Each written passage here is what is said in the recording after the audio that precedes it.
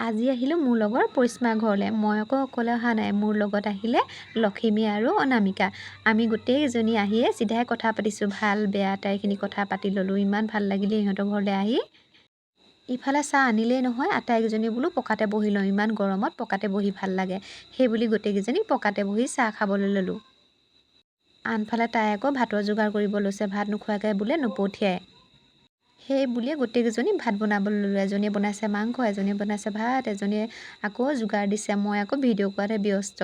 আজি আহি খুবেই ভাল লাগিছে, নিজৰ লগৰ যে ইমান ভাল লাগিলে ইহঁতৰ ঘৰলৈ আহি। সঁচাকৈ লগ সমনীয়াবিলাক থাকিলে কিবা এটা ভাল লাগে। ঘৰতনো অকলে অকলে কি কৰিম, কেতিয়াবা ওলাইও আহিব লাগে। ওলাই আহিলে মন চনবিলাক ভালেই লাগে, নহয় জানো বাৰু। ভাত হৈ যোৱাৰ পিছত আকৌ বহিলোঁ পকাতে। এতিয়া তাই আকৌ ভাত বাঢ়ি সকলোকে দিছে। তাই বোলে লগত নাখায়, আমাকেইজনী খুৱাইহে নিজে খাব।